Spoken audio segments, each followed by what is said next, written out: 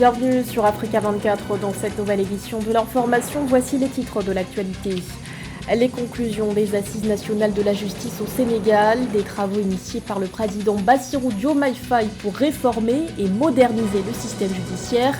Une dizaine de recommandations ont été formulées.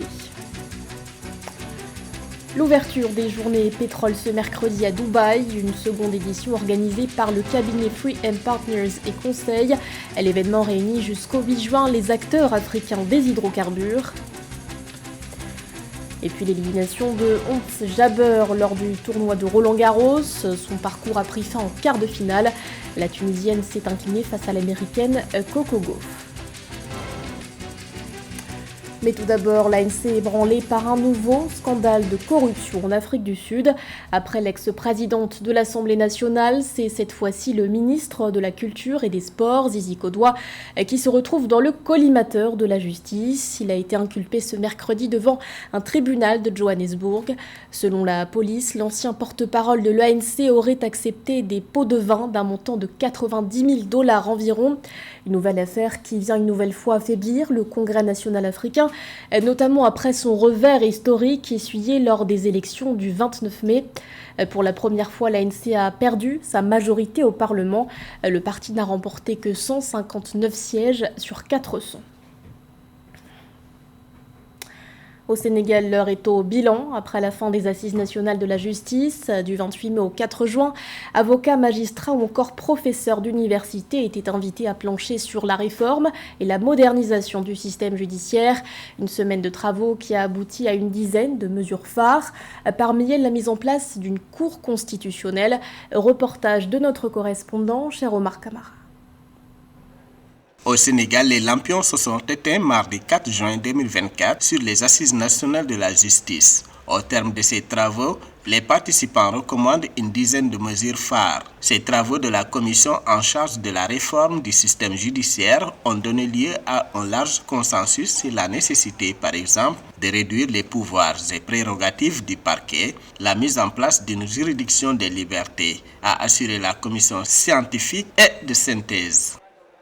Il est demandé la mise en place d'un juge des libertés et de la détention.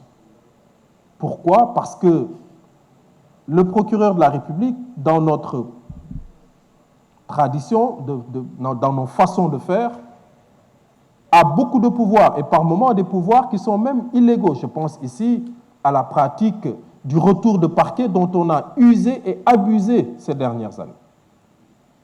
Donc, le juge des libertés et de la détention est un juge qui pourrait participer à mieux préserver, à mieux défendre la liberté et à mieux surveiller les lieux de détention. Fortement décrié lors de la présidentielle de mars 2024, le statut du Conseil constitutionnel a été diagnostiqué, les assises nationales ayant proposé la suppression de ce dernier en instituant une Cour constitutionnelle. Les Sénégalais placent beaucoup d'attentes dans le Conseil constitutionnel.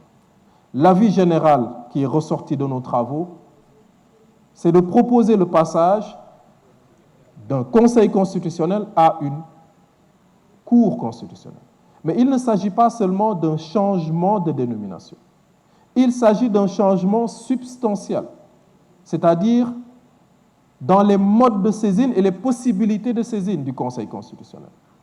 Ce qui est proposé, c'est qu'on ouvre le Conseil constitutionnel. Qu'on l'ouvre pas seulement à des magistrats, à des professeurs d'université, à des avocats et à des anciens hauts fonctionnaires, mais à d'autres universitaires, des autres sciences sociales, des anthropologues, des historiens, etc. Mais la recommandation fondamentale également, c'est qu'on arrête de faire du Conseil constitutionnel une maison de retraite. Toutefois, les acteurs ont surtout été confrontés à des questions sur la présence du président de la République au Conseil supérieur de la magistrature. Un consensus n'a pas pu être trouvé. Le rapport sera transmis au chef de l'État le 11 juin avant d'être présenté à l'Assemblée nationale. Dans l'actualité également, clôture du sommet Corée du Sud-Afrique. Pour cette première édition, les délégations de 48 États africains se sont réunies à Séoul. Un rendez-vous de 2 jours qui s'est notamment soldé par la signature de 47 accords. 23 pays africains sont concernés, dont la Tanzanie. Le pays d'Afrique australe va permettre à la Corée du Sud de sécuriser son approvisionnement en graphite, une ressource essentielle pour la production des batteries électriques.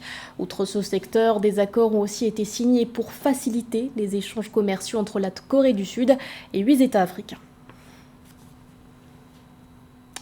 L'impact du contrat de partage de production sur les économies nationales, tel est le thème de la seconde édition des Journées Pétrole qui se sont ouvertes ce 5 juin à Dubaï. Un rendez-vous qui réunit jusqu'au 8 juin les acteurs africains des hydrocarbures. Quelles sont les thématiques abordées? Élément de réponse avec notre envoyé spécial Fatma Nyang.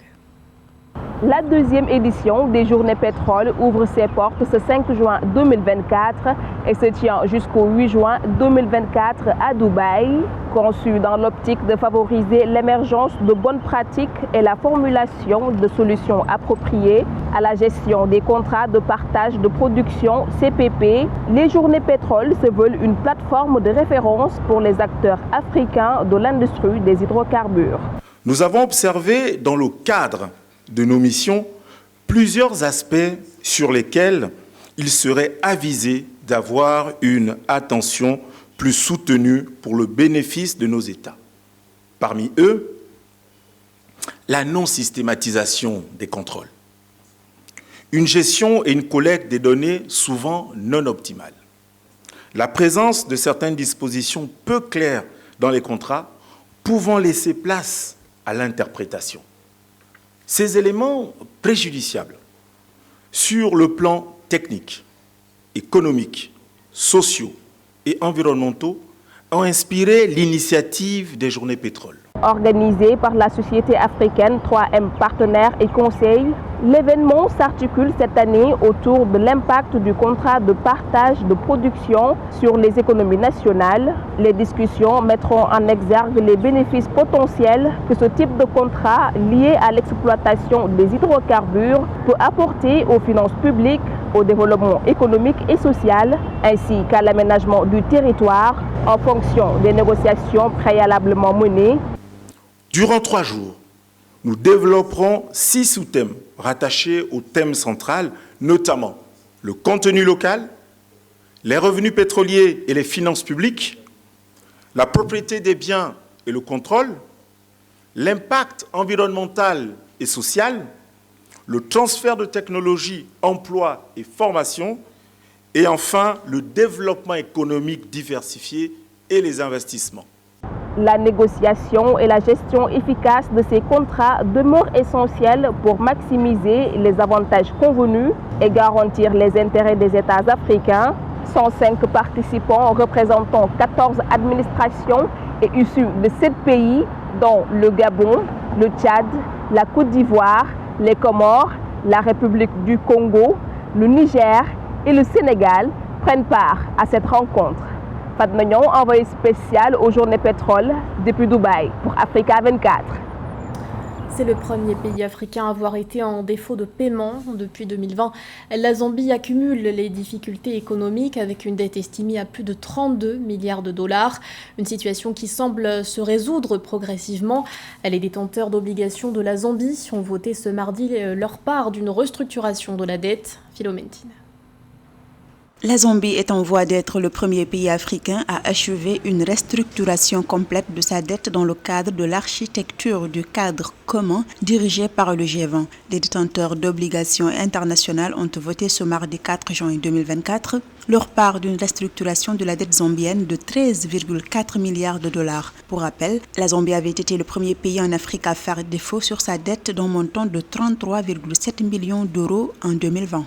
À partir du moment où vous n'avez pas la capacité prévue pour faire face au service de la dette, il faut faire ce qu'on appelle une restructuration. En général, c'est juste un étalement beaucoup plus long qui va coûter certainement plus cher, mais correspond à votre capacité de remboursement. Ce que la Zambie a pu faire grâce notamment au FMI, c'est d'avoir une facilité qui permette que pendant un temps, le FMI l'appuie à pouvoir rembourser les montants dus, mais que en même temps, la Zambie soit en mesure de restructurer et de renégocier des étalements beaucoup plus longs pour rabaisser les montants à payer mensuellement et les mettre au niveau de sa capacité financière. La Zambie, confrontée à une dette importante de 32,8 milliards de dollars à fin 2022, cherche des solutions pour réorganiser ses obligations financières. La restructuration globale devrait permettre de réduire la dette du pays d'Afrique australe d'environ 900 millions de dollars et d'étaler les paiements futurs sur une période beaucoup plus longue. Vous savez, ce qui est arrivé à la Zambie, c'est ce qui arrive à beaucoup de pays qui, à un moment donné, voient leur flambée grâce à leurs ressources internes monter, et à un moment donné, les choses changent dans le monde, et du coup, à partir du moment où les moyens financiers ne sont plus à la hauteur, vous vous retrouvez en situation de ce qu'on appelle défaut de paiement. C'est dans ça que la Zambie est partie, et on espère beaucoup que l'endettement qui n'a pas été à la hauteur de la rentabilité voulue servira de leçon à la fois à la Zambie et aux autres pays qui regardent la situation de la Zambie. Les perspectives pour 2024 tablent sur un ralentissement de l'économie de la Zambie. D'après le Fonds monétaire international, la croissance du PIB a été revue à la baisse à 2,3%. La production agricole devrait se contracter de 19% en raison de la sécheresse. L'activité manufacturière se verra entravée par les pannes d'électricité, entre autres. Renforcer le leadership et l'autonomisation des femmes de Goïtafla, tel était l'enjeu d'un séminaire qui s'est clôturé le 1er juin à Abidjan. Pour l'occasion, une cérémonie était organisée en présence des représentants de partenaires tels que la Banque africaine de développement. Reportage de notre correspondant Philippe Acquart. Initiée par le maire Jarvis, la formation intensive de 6 mois a bénéficié à 18 femmes leaders de Goïtafla. C'est également dans le cadre de cette initiative qu'a été organisée la première édition du séminaire de formation des femmes leaders de Goïtafla, clôturé le 1er juin 2024 à Abidjan. Au cours de ce séminaire, les participantes ont renforcé leurs compétences en leadership et en autonomisation économique. Les thématiques abordées telles que les défis du leadership féminin et les stratégies d'autonomisation économique leur ont fourni des connaissances essentielles pour devenir des actrices de changement au sein de leur communauté. Je dirais qu'il fallait promouvoir le leadership, surtout le leadership des femmes gourous. On sait tous que ce sont des femmes battantes, donc il fallait quand même une formation pour pouvoir les appuyer et aussi chercher aussi des financements. En 2023, le gouvernement a alloué 15 millions de francs CFA pour des programmes de formation et de soutien à l'entrepreneuriat féminin. Grâce à ces initiatives, plus de 50 000 femmes ont bénéficié de microcrédits favorisant ainsi la création de petites entreprises locales. En outre, des programmes d'alphabétisation ont touché 20 000 femmes, améliorant leur accès à des opportunités économiques et en contribuant à réduire les inégalités de genre. À l'ambassade américaine, on a une gamme de programmes pour encourager, pour motiver, pour soutenir la nouvelle génération, en particulier les femmes en Côte d'Ivoire, les programmes d'échange, les formations. Et ce n'est que le début. On va continuer nos efforts en coordination avec le gouvernement de la Côte d'Ivoire. L'implication de partenaires internationaux comme le groupe de la Banque africaine de développement et l'ambassade des États-Unis a également été essentielle. Par exemple, grâce à des initiatives conjointes, 10 000 femmes ont reçu une formation en gestion financière et 5 000 ont été intégrées dans des coopératives agricoles pour accroître leur production et leurs revenus. L'aventure s'arrête pour Ons Jabeur au tournoi de Roland-Garros. La tenniswoman tunisienne a été éliminée en quart de finale ce mardi. Elle s'est inclinée face à l'américaine Coco Gauff. Une défaite amère pour la numéro 9 mondiale qui a émis quelques critiques sur l'horaire de sa rencontre. Les précisions de José Douglas. La route s'était pourtant dégagée pour la tenniswoman tunisienne, 9e au classement WTA, mais elle a été freinée par l'américaine Coco Gauff en quart de finale du tournoi sur terre battue. C'était vraiment un match assez difficile aujourd'hui, je m'attendais à ça. Coco, elle joue très bien. À un certain moment, c'était difficile de retourner son service, surtout sur le côté droit. Mais voilà, c'est le tennis. Mais je dirais que je suis fière de moi, je suis fière de mon équipe de faire ce parcours-là. 3e joueuse mondiale, Coco Gauff a remporté le match en 3-7, mais Ons Jabeur s'interroge toutefois sur les horaires des matchs, car jouer à 11h du matin et non le soir pose parfois de grosses difficultés. Jouer une quart de finale à 11h, c'est un peu chiant aussi. On sent pas qu'on est... voilà, qu'on qu'on mérite d'être là. Voilà, je pense que jouer l'après-midi, c'est mieux. Il y aura plus de public. On a vu le stade en haut était tous plein. Je pense le VIP, c'était un peu comme d'habitude. Je comprends pas vraiment ce qui se passe. Je comprends pas. Même pour les hommes de jouer aussi tard après minuit, c'est pas bien. On a vu hier comment Novak souffrait de son genou.